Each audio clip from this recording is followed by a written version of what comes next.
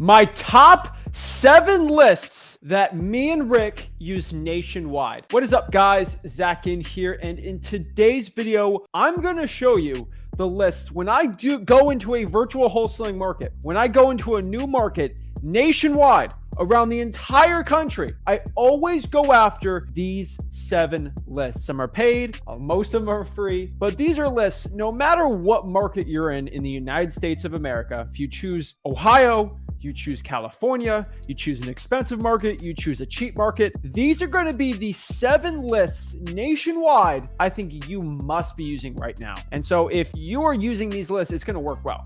And this is a list that it doesn't matter where in the country, there's always going to be motivated sellers on these type of lists. These are bread and butter. Some of these things you probably never heard of before, but it's going to be an amazing one today because I truly believe once you go after people that are truly motivated, they just have a reason why they want to sell and it works all over the country, it's going to work. And so like what I say, like this isn't a list, so I'm going to tell you, like reverse trying for dollars. You guys hear me talk about it forever. Everybody across the entire United States gets deals from reverse trying for dollars. You know why? You call people that have ugly houses. If there's an ugly house, there's usually a wholesaling deal associated with it. So let's break it down. Let's talk about this. So number 1, code violations. All right. Throughout the country, there are code enforcement, neighborhood services.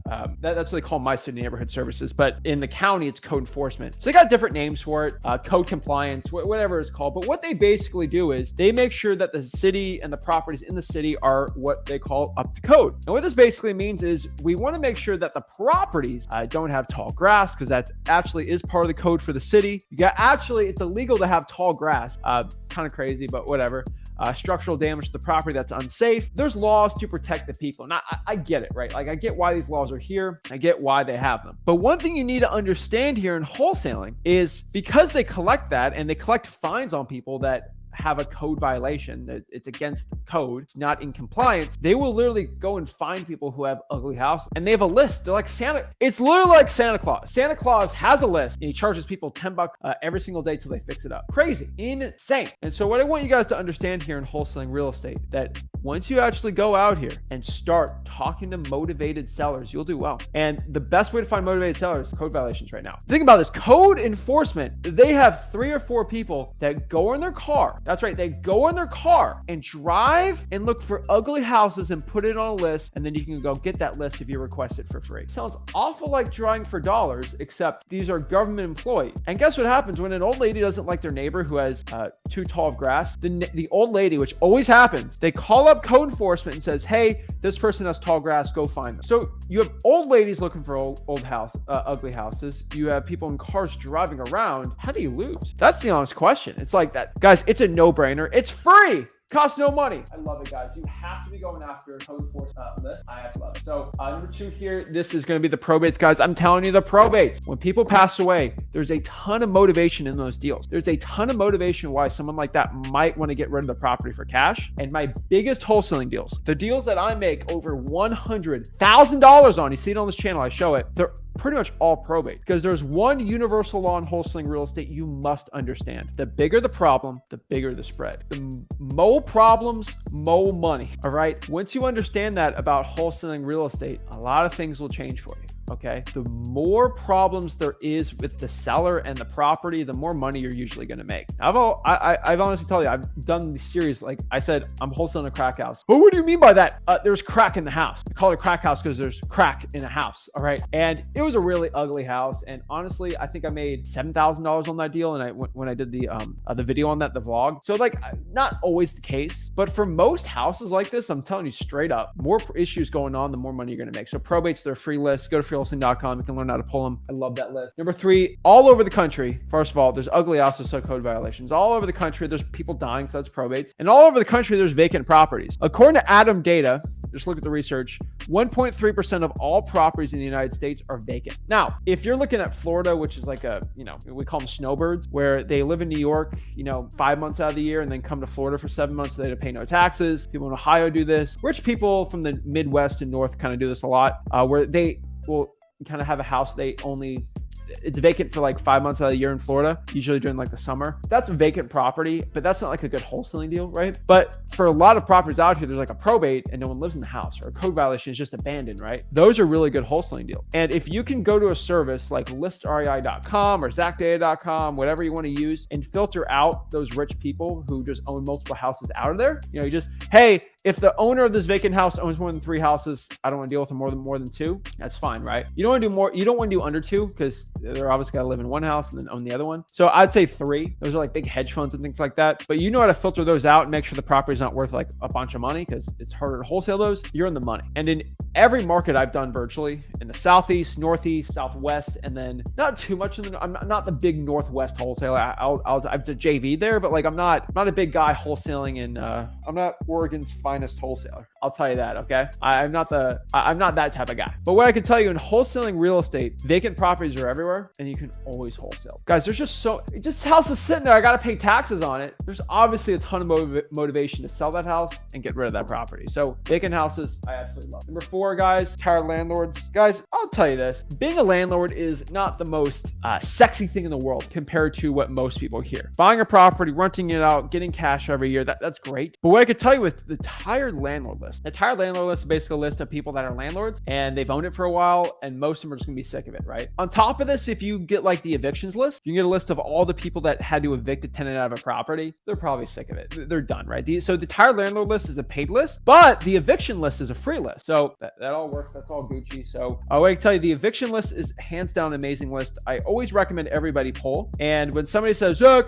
I pulled all the lists in my market, there's no more lists I can pull. Do you pull the evictions? Well, I didn't do that one. It's a free list, guys. Sorry, just checking the audio. But yeah, guys, tired landlord, go after them. So go to the evictions or use a paid service for it. You need to be going after that list and types of lists like that, because you can call them, text them. They're hard to reverse drive for dollars, honestly. But outside of that, I love the tired landlords because there's landlords in every single city. And if your tenants are going to have problems, there's going to be a tired landlord. And, I've always talked about, like, I've had deals where I showed on the vlog where I made 20 grand on a deal where the tenant, the boyfriend cheated on the girlfriend. And so the girlfriend, while the boyfriend was at work to get back at him, she punched, I think, over 100 holes in the house with a hammer to get back at the boyfriend. And the boyfriend's like, well, it's a rental property. Like, wait, what?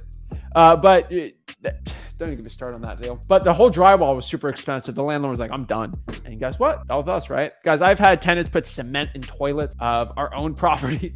So like, I've dealt with it, right? I got property management companies. I know how to deal with it, but I'm telling you right now, tired landlords, there's a ton of them out there. And there's a surprisingly high amount of people that if they just get a cash off or cash out and just get rid of it, they'll do it all day. Number 5 here is the tax delinquencies, guys. In every single state, seriously, in every single state, in every single market, every single county, you have to pay taxes to literally own property. I'm not getting a whole political debate on it, but like, yeah, of course, if I own property, I now have to pay taxes for just owning it. Yes, they're called property taxes and they help pay for schools, police, firemen, all those pretty much essential services. Pay your mayor's stuff, pay for code enforcement. So yes, there are property tax. Now, unfortunately, that's the case for everyone. They gotta all pay property tax. And so the thing is, if you go to a city like, I don't know, let's choose Orlando, Florida. All right. I think there's over half a million people in Orlando, like 500,000 properties in Orlando, probably, or let's do all of Central Florida, whatever you want to call it. Do you think, because that means there's usually 500,000 homeowners, do you think since they have to pay taxes every single year, out of 500,000, there's going to be at least, 10 that can't pay the $3,000 or $4,000 that year? Probably not. They probably can't afford it, or something bad happened and they're going to be delinquent on the taxes, which means they didn't pay the taxes that they owed. What do you think this means? This means that the government's going to be like, oh, I know you own this house, but you haven't paid taxes for this year. Well, you got about a year to get that up. And if you don't pay it, we're going to start taking over the house and we're just going to auction it off because we're the government. And the government's going to do that. Now, is that a good or bad thing? We need essential services. We do need parts of the government. So I do 100% agree, right? But like fire departments, the EMS, right? Like the very essential, right? We need those people. And so the government's very aggressive to make sure they get their money so we can have those services. Great. But they're pretty aggressive after year 2 or 3, you don't pay your taxes. Like they'll go try to auction off the property. Heck, if you don't pay your mortgage, the bank will try to do that, right? They're pretty aggressive. And so that being said, there's a lot of people, like, it's really scary when they can't pay their taxes because they'll try to auction off and get the property off, right? So they'll do a tax lien and then they'll try to just they'll do a tax lien. Sometimes do tax certificates like in Wyoming and stuff, but usually they'll potentially try to do a tax auction, just auction off the property, get their money, get you some money, and they're done. So tax delinquencies, very interesting deal. They got a lot of great deals. A lot of wholesaling deals I do. Every single time I tell someone that they should pull a list, they always say, yeah, I know I should do it, but I don't want to do it, right? Guys, I want you guys to understand, when I say these lists, I don't say it for the good of my health. I do it for the good of your wallet. Guys should be doing it. I'm telling you. All right, number 6 here. High equity. Guys, across the entire country, people have high equity. And now, high equity, I added this list on purpose because this is a list when you're doing big volume. So if I'm doing a big volume, a lot of text blasting, a lot of cold calling, a lot of direct mail, the best one for a wide net approach, right? And so if you ever look at, any from Louisiana probably knows this better than anyone, but shrimp boat. If you ever watch Forrest Gump, I think you know what a shrimp boat is, but it's a boat with a huge net, and they see where the shrimp are, and they just catch everything. Be shrimp, shark, everything, and they'll get rid of the big fish, But the crazy part about it is they do such a wide net, they'll catch everything, and within that there's going to be mostly shrimp. And that's all they care about, right? They get rid of the other animals, but like, I'm not should it be good or bad, but what I could tell you here is for high equity, every single list that is motivated, that's going to be a good wholesaling deal, is going to be in the high equity list. High equity is just an equation of property, that the value of the house minus what is owed on it. And so if there is not a lot of debt versus how much the value of the property, it's going to be high equity. So let me give you a quick equation. If a property is worth $100,000 and there is $40,000 owed on a mortgage, or $37,000 on a mortgage and $3,000 on a tax lien, what I could tell you is that is 60% equity, because if they sold the house theoretically today for the value, he would get $60,000, $40,000 get paid to the debt. That's high equity. Anything over, I think 40% is considered high equity. I consider it over 50% to be high equity. But guys, every single deal that is good going to have high equity, because if a seller, let's say he wants to sell his house for, it's worth 100, he sells it for 70, he can sell it for 70 because he owes 40. He can't sell it for 30 because he owes 40, right? And so you want them not to have much debt, so you have more wiggle room to go down in price. That's the point of high equity. I talk about it all the time. Go to freewholesaling.com if you want to learn how to do high equity the right way, but it's a good one. Number 7, these are what we call the stacked lists. I love stacked lists, guys and gals.